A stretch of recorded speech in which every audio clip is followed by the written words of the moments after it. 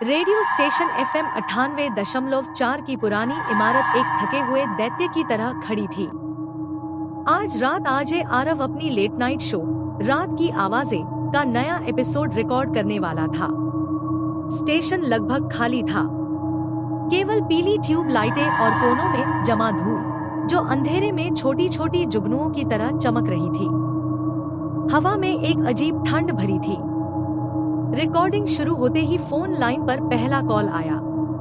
आरव ने मुस्कुराते हुए कहा, नमस्कार श्रोताओं, कौन है हमारे साथ? लाइन पर एक धीमी टूटी हुई आवाज थी। आप मेरी आवाज सुन सकते हैं?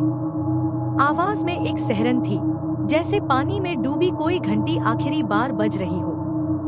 जी बिल्कुल, बताइए। मैं स्टेशन की तीसरी मंजिल पर फंसी हूँ, आवाज बोली।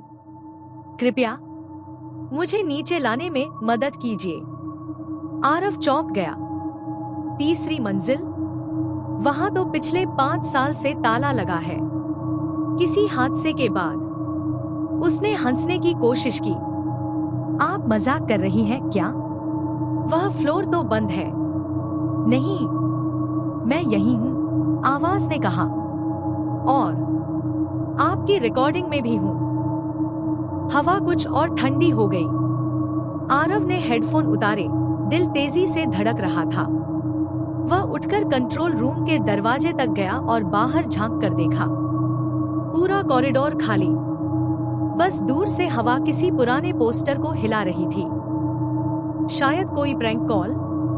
वह वापस बैठा और हिम्मत जुटाकर बोला, आपका नाम?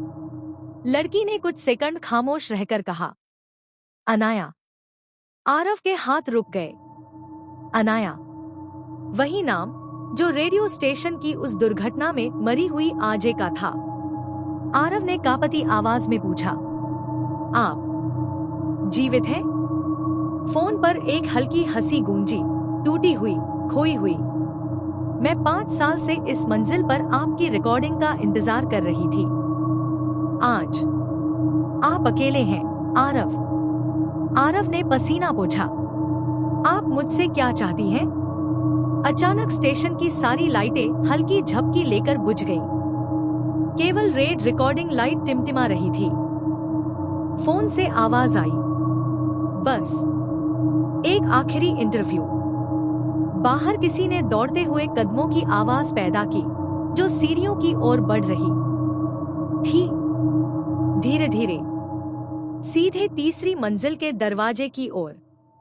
आरव के हाथ कांपने लगे, पर उसने पूछा, आप अभी कहाँ हैं? आवाज ने कहा, यहीं, तुम्हारे पीछे। आरव घबराकर मुड़ा। कुर्सी खाली थी, कमरे में कोई नहीं, लेकिन उसकी रिकॉर्डिंग स्क्रीन पर लाल वेब फॉर्म चल रहा था, किसी अनदेखी आवाज का। फोन पर अंतिम शब्द गूंजे, रिकॉर्डिंग कभी झूठ नहीं बोलती, आरव। आज तुम भी इसमें दर्ज हो जाओगे। अगली सुबह जब स्टाफ पहुंचा, तो कंट्रोल रूम खाली था। कुर्सी घूम रही थी, जैसे किसी ने अभी अभी उठकर कदम पीछे खींचे हों। और कंप्यूटर स्क्रीन पर चल रही थी रात की वही रिकॉर्डिंग, जिसमें एक पुरुष की धड़कनें धीरे धीरे शांत होती जा रही थी। और अंत में एक लड़की की ठंडी आवाज सुनाई देती थी, अब मैं अकेली नहीं हूँ।